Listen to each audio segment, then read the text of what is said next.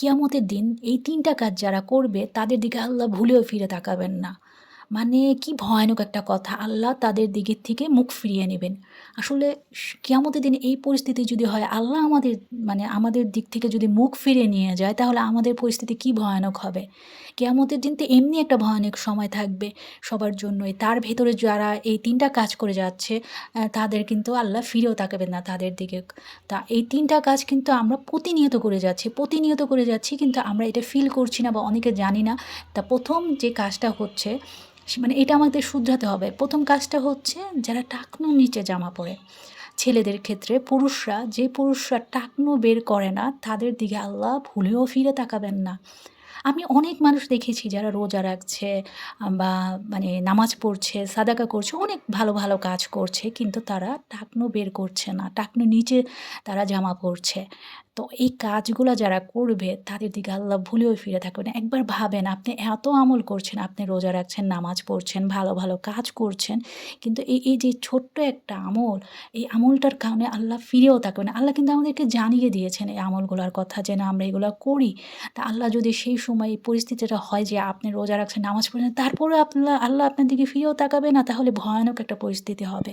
আমরা যেন সবাই এই টাকনুর নিচে, পুরুষরা সবাই যেন এই দিকটা সচেতন হয়। মেয়েরা যারা আমরা আছি, হাসব্যান্ড হোক, ওয়াইফ হোক, মা হোক, সন্তানের দিকে, সব ছেলেদের দিকে যেন, মেয়েরাও যেন আমরা এই আমলটা সবাইকে করার জন্য উৎসাহিত করি। এই ভয়ানক পরিস্থিতিতে আল্লাহ মুখ ফিরিয়ে নেবে, এই ভয়ানক পরিস্থিতিতে যেন কোনো পুরুষ কেউ না পড়ে। সেজন্য কিন্তু অবশ্যই আমাদের ছেলে-মেয়ে সবাইকে সচেতন হতে হবে, পুরুষ নারী, যে আমরা যেন যে করছে তাকে যেন আমরা সচেতন করি। এই সচেতন হতে হবে আমাদের। আমাদের এই ভয়ানক পরিস্থিতি থেকে বাঁচতে হলে আমাদের এই আমলটা করতে হবে। ইনশাআল্লাহ আমরা সবাই যেন করতে পারি।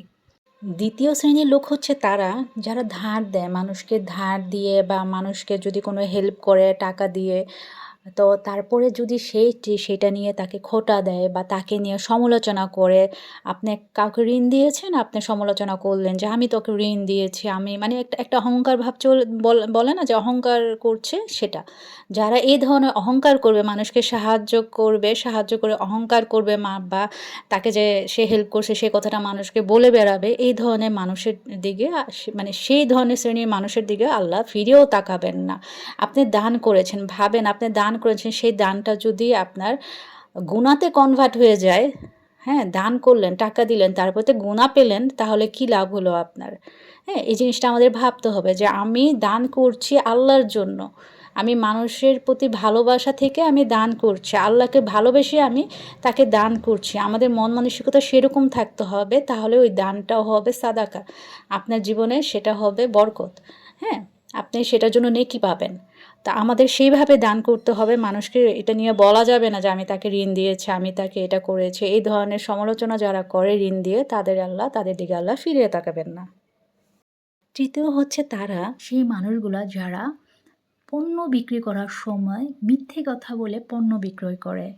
পণ্যের মূল্য একটা হচ্ছে, বা কাপড়ের কোয়ালিটি আলাদা হচ্ছে, বা যেকোনো জিনিস, যেকোনো পণ্য যেটা হয়তোবা কোয়ালিটি ভালো না, বা আপনি বেশি বাড়িয়ে চাড়িয়ে বলছেন। যে সব ক্ষেত্রে, যেকোনো পণ্য বিক্রির ক্ষেত্রে আপনি যদি বাড়িয়ে চাড়িয়ে বলেন, মিথ্যা বলেন, গ্রাহককে খুশি করার জন্য, সেল করার জন্য, তাহলে সেই শ্রেণীর মানুষগুলার দিকে আল্লাহ ভুলেও ফিরে তাকাবেন না। এই কাজটা কিন্তু প্রতিনিয়ত আমাদের ভিতরে হচ্ছে।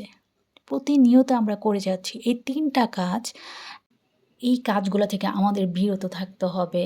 অনেক আমরা প্রতিনিয়ত সবাই কিন্তু এই কাজগুলি করে যাচ্ছি। কিন্তু এর ভয়াবহতা আমরা কিন্তু ফিল করছি না। আমাদের দিকে যেন আল্লাহ কিয়ামতের দিকে ফিরে তাকান, আমাদেরকে ক্ষমা করেন। আল্লাহ যেন আমাদেরকে এই পরিস্থিতিতে কাউকে না ফেলুক। আমাদের সবাইকে সচেতন হবে।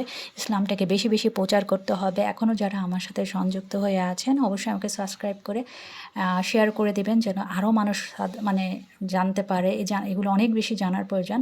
আর সাদাকা জারিয়াও হবে আপনার। তো অনেক বেশি সবাই ভালো থাকবেন। অবশ্যই আমরা যেন আমল করতে পারি, সেই তৌফিক যেন আল্লাহ আমাদেরকে দান করেন।